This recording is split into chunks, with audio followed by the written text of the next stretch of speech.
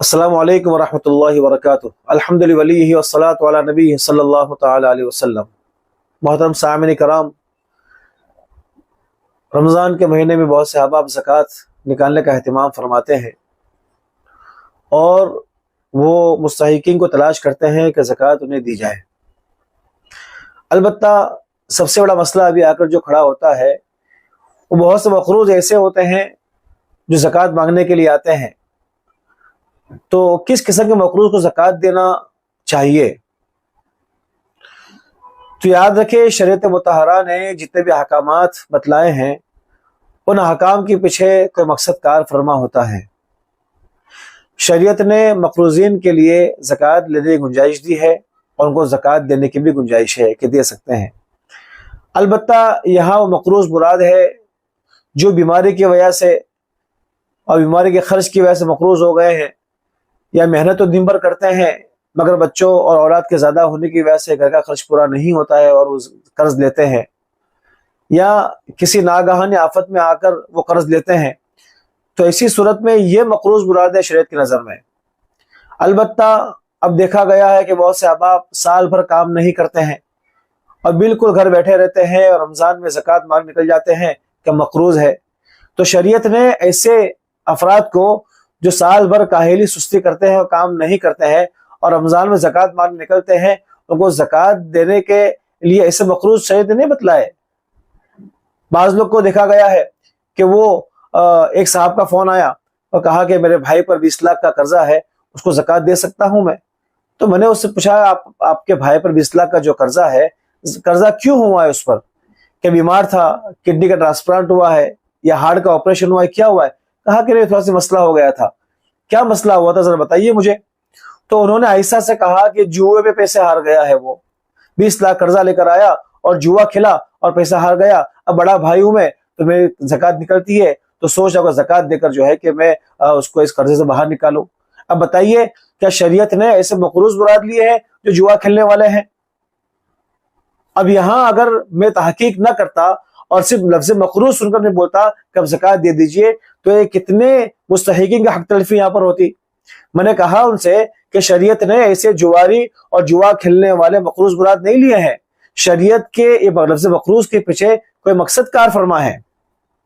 بہت سے احباب آپ نے دیکھے ہوں گے کہ لوگوں سے پیسے لیتے ہیں اور وہ جب کام کرتے ہیں یا کام ہی نہیں کرتے اور ان کا پیسہ ڈوب جاتا ہے، کاروبار ان کا ختم ہو جاتا ہے۔ اب جو انویسٹر ہے وہ ان کو زکوٰۃ دے کر واپس لیتے ہیں۔ تو یہاں مسئلہ سمجھ لیجئے کہ اگر واقعی کاروبار میں نقصان آیا ہے تو اس کے ذمہ تو کچھ بنے گا نہیں، وہ تو مضارب ہے۔ جب مقروض نہیں ہوا تو اب کیا دے کر، کون سی زکوٰۃ دے کر واپس لے رہے ہیں آپ پر؟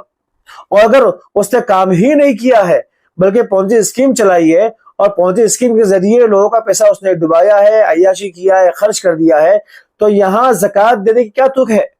کیا ایسے مقروض مراد ہے جو لوگوں کے ہزاروں کروڑوں روپے جو ہے کہ ڈبو دیتے ہیں؟ بلکہ دیکھنے میں ہی آیا ہے کہ آدمی ایسے لوگوں کو زکوٰۃ دیتا ہے پھر واپس لیتا ہے، سمجھ لیجئے یہ غریبوں کی حق تلفی ہے۔ اب تو دیکھنے میں یہ آیا ہے، بلکہ لوگوں سے سنا ہے کہ وہاں جب تک کام کرے گا ٹھیک ہے، اگر ڈوب جائے گا تو اپنی زکوٰۃ دے کے واپس لے لیں گے، یعنی منافع بھی کھانا ہے، بعد میں زکوٰۃ دے کر اپنی مڑی واپس نکالنا ہے۔ تو یہ شریعت کے احکام کے ساتھ کھلواڑ ہے، یہ شریعت میں جن مستحقین کو بیان کیا گیا ہے ان کی حق تلفی ہے۔ ایک صاحب گھر کے نیچے کھڑے تھے، کچھ سال پہلے کی بات بتلا رہا ہوں میں۔ اب کہا مجھے مسئلہ پوچھنا ہے۔ میں نے کہا بتائیے کیا مسئلہ ہے؟ کہا کہ یہ صاحب ہے اور یہ 1 لاکھ کے مقروض ہو چکے ہیں، ان کو زکوٰۃ دے سکتے ہیں؟ اٹے کٹے نظر آ رہے تھے۔ تو میں نے کہا بھئی قرضہ کس پہ ہوا ہے؟ تو انہوں نے کہا کہ نالا سپارہ میں بلڈنگ بنائی تھی اور سٹکو والوں نے اس کو توڑ دیا ہے۔ تو میں نے کہا کہ آپ کو پتا تھا کہ یہ زمین سٹکو کی زمین ہے یا جو گرین زون میں ہے اور سٹکو اس کو توڑ سکتا ہے؟ کہا کہ ہاں مجھے پتا تھا یہ توڑ سکتا ہے، یہ سٹکو اس کو توڑ سکتی ہے۔ تو میں نے کہا کہ اگر سٹکو اگر آپ کی بلڈنگ اگر نہ توڑتی تو آپ اگر قبضہ دے دیتے تو غریبوں کا مال جاتا، غریب لوگ پریشان ہوتے۔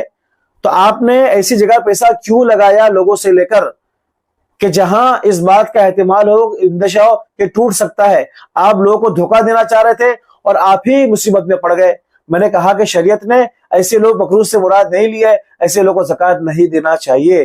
لہٰذا میں تمام احباب سے اور مفتیان کرام سے درخواست کرتا ہوں کہ آپ کے پاس اگر ایسے شخص آتے ہیں کہ ہمارا بھائی مقروض ہے یا فلاں مقروض ہے تو آپ تحقیق کریں کہ قرضہ کیوں ہوا ہے. کہیں لفظ مقروض سن کر ہم زکوٰۃ دینے کا اس کو کہہ دیں اور کہیں شریعت کا جو مقصد ہے اس کا جو ہے اس کے خلاف عمل نہ ہو جائے.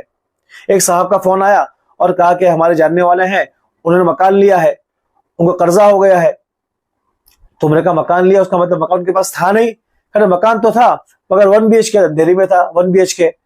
تو میں نے کہا کہ کتنا لیا ہے؟ کہا 3 BHK لیا ہے. کتنا قرضہ ہوا ہے؟ کہا کہ 40 لاکھ. اب لوگوں سے زکوٰۃ مانگ رہے کہ مقروض ہو چکا ہوں میں. تو میں نے کہا کتنے بچے ان کے؟ کہا 2 بچے ہیں اور دونوں کی عمر جو ہے کہ کوئی 4 سال کا ہے اور 5 سال کا ہے. تو میں نے کہا 4 سال کا بچہ تھا, 5 سال کا بچہ تھا, تو 1 BHK ان کے لیے کافی تھا. اگر نہ کافی ہوتا, بڑے بچے ہوتے تو اندھیری چھوڑ کر ملاوٹ چلے جاتے, اندھیری چھوڑ کر بوریولی کی طرف چلے جاتے تاکہ اسی پیسوں میں بڑا مکان ان کے پاس آ جاتا. مگر یہ جانتے ہیں کہ مکان لے لو پھر لوگوں سے زکوٰۃ کے نام پر وصول کرو, اس لیے انہوں نے ہمت کی ہے. میں نے کہا ایسے لوگوں کو زکوٰۃ نہیں دینا چاہیے. دے سکتے ہیں, جائز ہے یا ناجائز ہے اور مسئلہ ہے, لیکن ایسے لوگوں کو زکوٰۃ نہیں دینا چاہیے جو صرف اپنے مکان کو کشادہ کرنے کے لیے, جبکہ ضرورت بھی نہیں ہے, قرضہ لیا ہے, اب لوگوں سے زکوٰۃ مانگ رہے.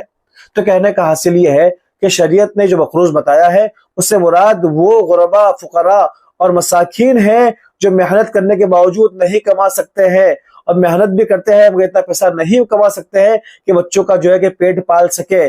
محنت کرنے کے باوجود اتنا پیسہ نہیں کما سکتے ہیں کہ اپنے والدین کا علاج کا خرچ کر سکے, یا یہ کسی ناگہانی آفت میں آگے سیلاب آ گیا ہے, انہیں گھر بار بہہ گیا ہے, اب کھڑے نہیں ہو سکتے.